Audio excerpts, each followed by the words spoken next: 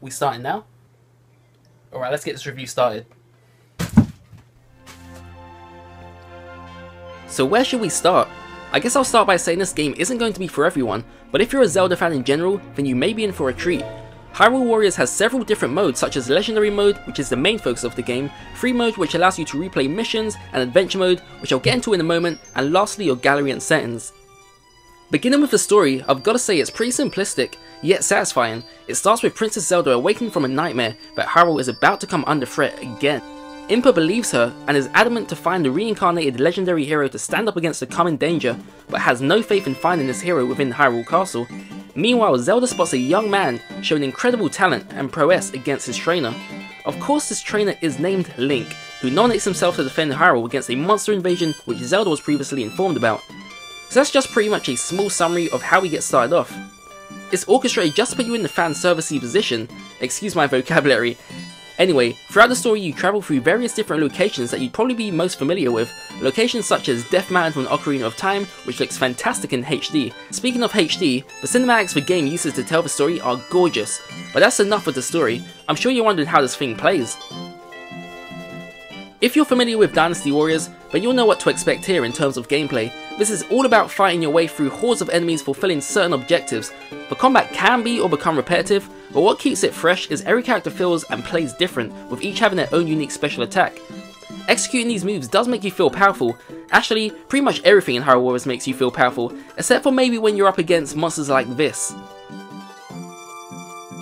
It can also become slightly tactical in the battlefield by taking over enemy keeps for extra assistance.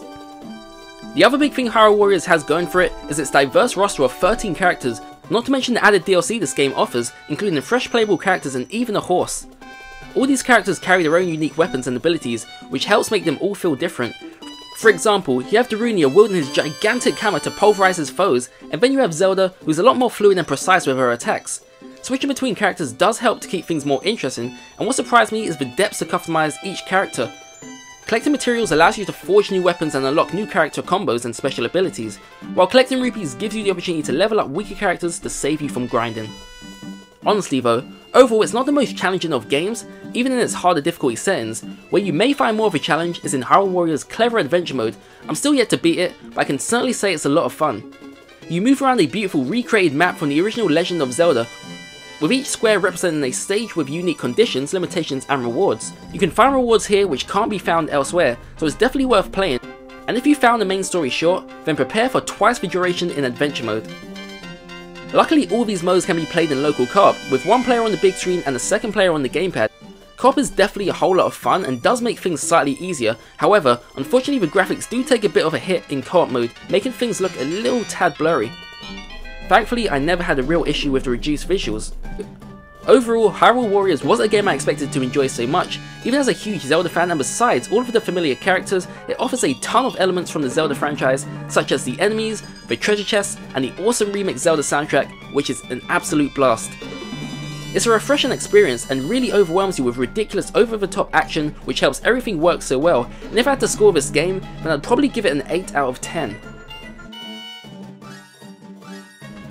Anyway guys, that does it for this review. Hopefully you did find it helpful and hopefully you did enjoy this. This is my very first one, so be sure to give a thumbs up, it really does help.